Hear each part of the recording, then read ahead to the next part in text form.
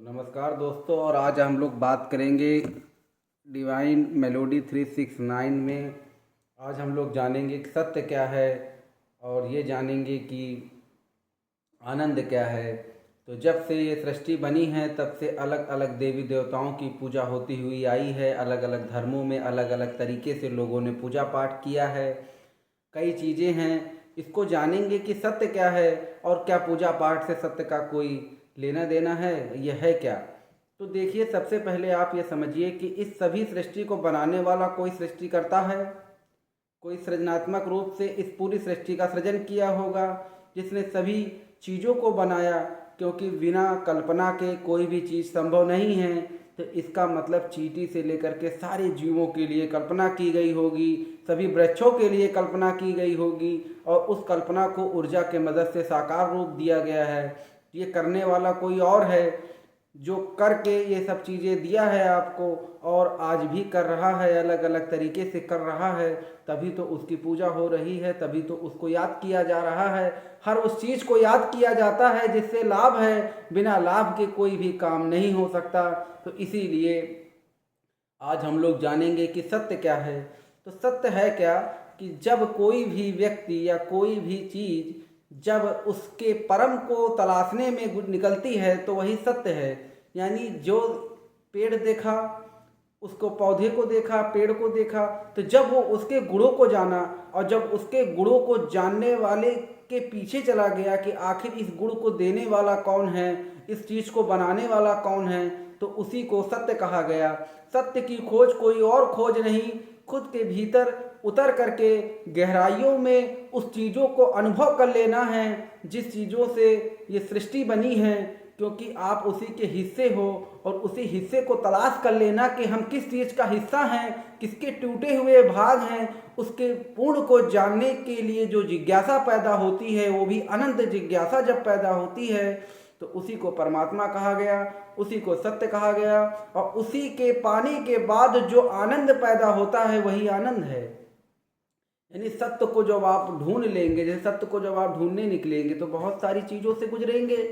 तो जब आप बहुत सारी चीज़ों से गुजरते हैं और अंत में उस हिस्से तक पहुंच जाते हैं, उसका अनुभव पा जाते हैं, तो वही जो सत्य था अब वही आनंद में बदल गया। यानी सत्य को पाने के बाद जो महसूस होता है वही आनंद है।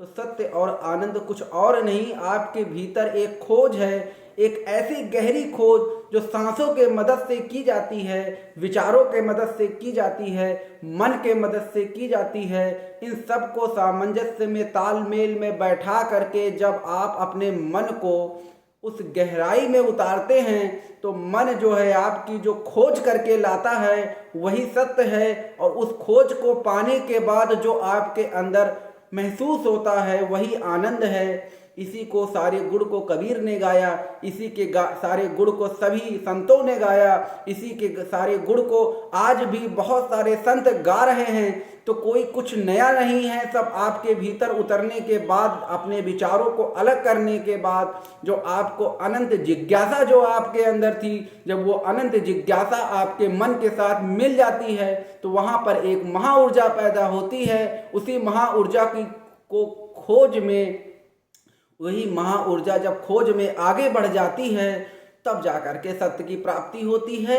और सत्य के आगे जब आप चलते हैं तो उसी सत्य से आनंद बरसने लगता है, उसी को आनंद कहा गया है। यही पूरा जीवन का सार है। अलग अलग चाहे धर्मों में जाएं, अलग अलग चाहे रीतियों में जाएं, अलग अलग तरीकों से जाएं, तो सारा खेल प्रार्थना का है। प्रार्थना को निर्मल बनाने के बाद जब आप प्रार्थना को जब आप निर्मल बना लेते हैं तब आपके भीतर कुछ तरीके के द्वार खुल जाते हैं। उसी द्वार में जब आप प्रवेश कर जाते हैं तो उसकी गहराई में जब उतरते जाते हैं तो अंत सीमा में आपको सत्य मिलता है। और सत्य के जब परे जाते हैं, जब सत्य से आगे जाते हैं, तो वही सत्य आनंद में बदल जाता है और कुछ भी नहीं है। इसको खोजने के लिए पतंजलि ने योग सूत्र दिया, भगवान शिव ने 112 सूत्र दिया, इसी प्रकार से भगवान बुद्ध ने सांसों के विषय में बताया, इसी प्रकार से नानक ने एक ओंकार के विषय में बताया। तो सारा खेल है कि उस सूक्ष्म और विराट दोनों भाव में, समभाव में उपस्थित है, जो उसको जान लेना।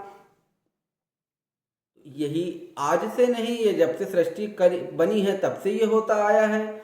चाहे उत्सव के रूप में हो, चाहे महोत्सव के रूप में हो, हर तरफ निशान ढूंढे जा रहे हैं, हर तरफ करार ढूंढे जा रहे हैं, हर तरफ चीज़ें ढूंढी जा रही हैं। अलग अलग तरीके से लोग अपने अपनी चीज़ों को करते चले जा रहे हैं। तो उसी प्रकार से जो ये मानव जन्म मिला है, मानव जन्म अति दुर्लभ पायो, तो दुर्लभ इसीलिए है कि सत्य की खोज केवल मानव जन्म में होगी और किसी भी जन्म में सत्य की खोज न हो पाएगी, और किसी भी जन्म में आनंद की वर्षा किसी और जन्म में न हो पाएगी। इसलिए मानव जन्म में सत्य की खोज और आनंद की वर्षा दोनों उपस्थित है, समभाव में उपस्थित है, सूक्ष्म और विराट दोनों रूपों में उपस्थित है। बस जानने की देरी है कि जहाँ जाने वहाँ चले गए आप। बहुत बहुत धन्यवाद आपका जानने के लिए। सत्य की अंतिम जो घड़ी है वो आनंद में बदल जाएगी, तो इसीलिए आप उसको बहुत ध्यान से समझिए कि विचारों को कैसे अलग किया जाए, मन को कैसे काम किया जाए और शरीर को कैसे स्वस्थ किया जाए।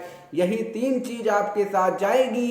एक शरीर जाएगा, एक शरीर वहाँ पर जाएगा, दूसरा मन जाएगा, दूसरा मन जाएगा, तीसरा विचारों का अलग होना हो जरूरी हो जाएगा। ये तीनों चीज़ें जब सामंजस्य में बैठ जाएगी तो वो द्वार खटखटाएगी। जब वो द्वार खटखटाएगी तो द्वार खोला जाएगा। जीसस कहते हैं जो खटखटाएगा उनके लिए द्वार खोला जाएगा, जो ढूंढेगा वो पालेगा। तो जब आप ढूंढने निकलेंगे तो ये तीनों चीज़ें सामंजस्य में जब आपकी आ जाएंगी तो वो द्वार खटखटा दिया जाएगा। फिर द्वार खुल भी सकता है, खुल भी सकता है द्वार वो।